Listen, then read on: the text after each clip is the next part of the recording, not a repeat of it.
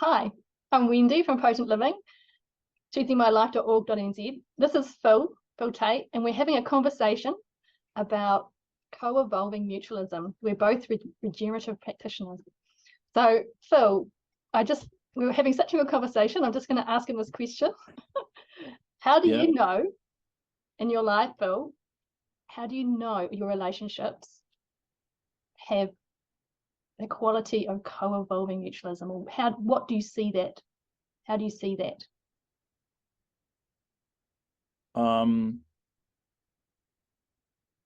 There's, I guess, almost three dimensions to my mind, in a way. There's the aspect of development as a partnership, and that you can see movement in that score as well, and that you and that's so there's a movement forward, some form of development as a whole, but also there's a consciousness of the process. So there's an ability to step back and not just necessarily go with the flow of either party in a relationship, but understand where your own development is and how that fits in that co-evolving. But I think the third aspect as well is understanding where you're coming from. And sometimes I think we lose sight of that sort of groundedness as well. What is it that we are at our core as individuals, as humans? And I think if you put those things together, so in terms of what's the core of myself, what's my essence, how do I develop with this individual, with this partnership, and what does that say about my own internal development? I think that's, to me, what co-evolving mutualism is in a partnership sense. Thank you. Welcome. Yes, I know. Just in this conversation, we've been talking about this, and yeah, I think for me, did that make any sense?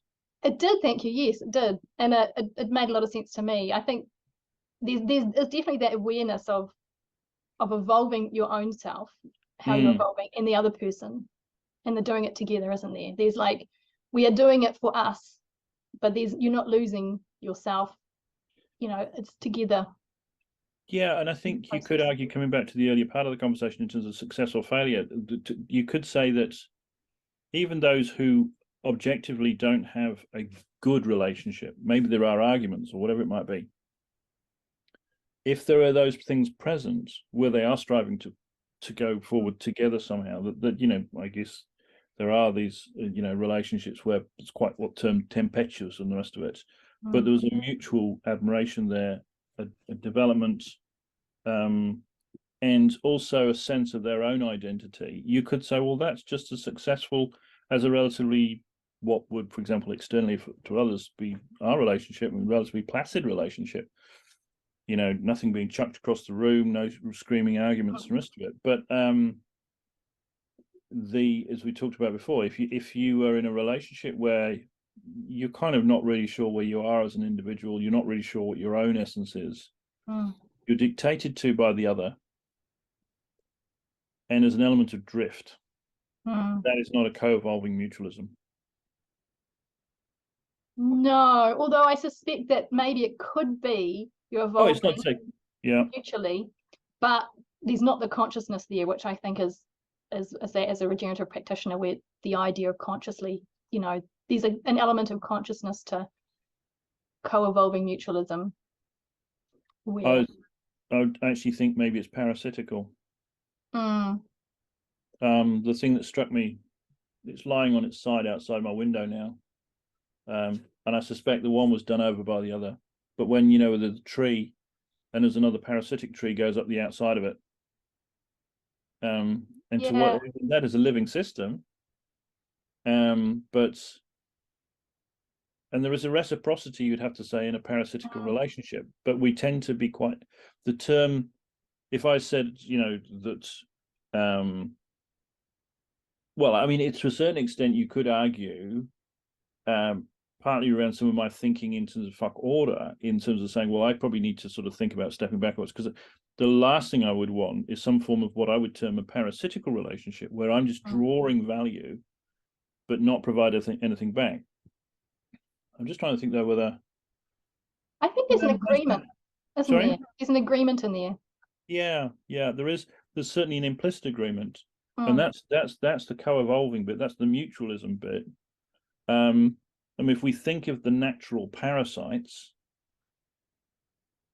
the grey warbler don't get a lot out of the fact the cuckoo chucks all the siblings out the nest.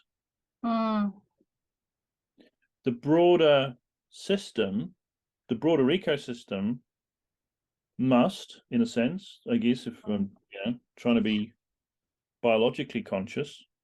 You hear about this, but that's a one-way street pretty much for the grey warbler. Yeah, and I think being present doesn't mean to say that the system, it means it participates in the system.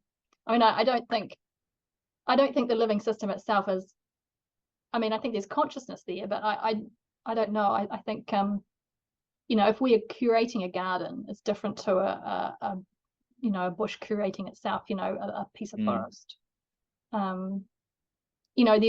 There's deliberate curation, and I think this is, maybe there's the conversation here about deliberate co-evolving mutualism, where we're choosing to evolve, we're choosing to do the work and choosing to make it mutually beneficial, and be appreciative in that space. And if it's not, I mean, I think that's the question, isn't it? If it's parasitic, are we both getting enough from it to stay, or well, in a parasitical relationship, one is getting an awful lot out of it.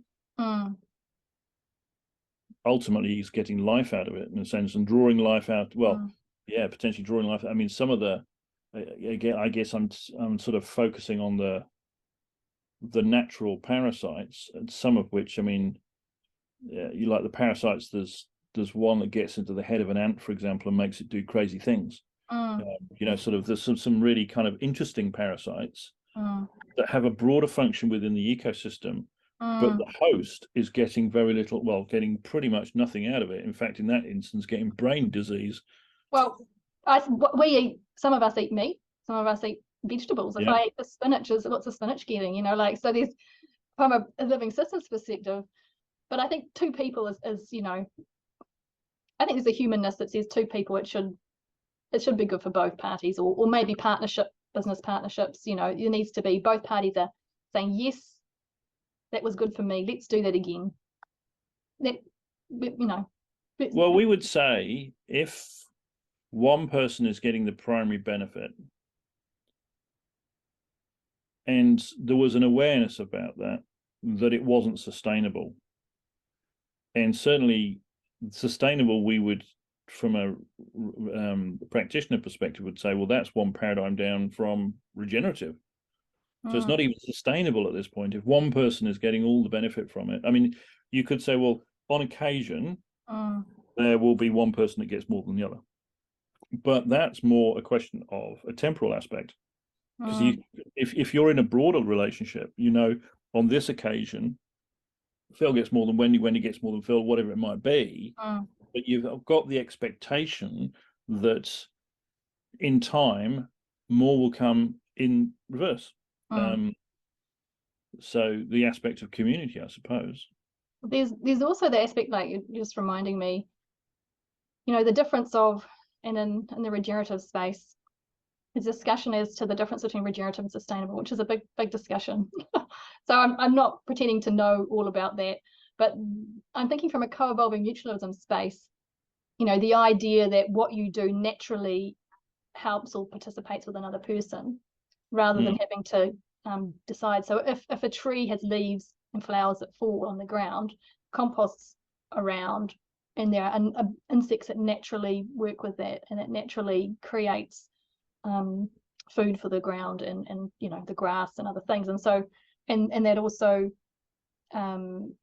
holds the moisture for the rains, which means that the tree has more moisture for the roots. So there's like the pieces all flow in a cycle naturally. But relationships really are quite chosen, I believe. Like we choose, there's a lot of things that we choose choose to do or choose to set up so that we works together, you know, like we choose to make the tea, choose to do the lawns. We choose to, sometimes it's really easy to co-create with someone because it seems like it just flows, and other times we really have to say, oh, okay, manage myself and my state, and you know, I choose to make this work. I think there's interesting, the natural patterns and the chosen ones. Yeah, and it is interesting, just to reflect on the nature of that mutualism as we define it within a regenerative sense, and the specific partnerships in which we're operating within. Anyway, I'm conscious you've got to go, haven't you? I do. I really like this conversation. Thank you, Phil. You're welcome.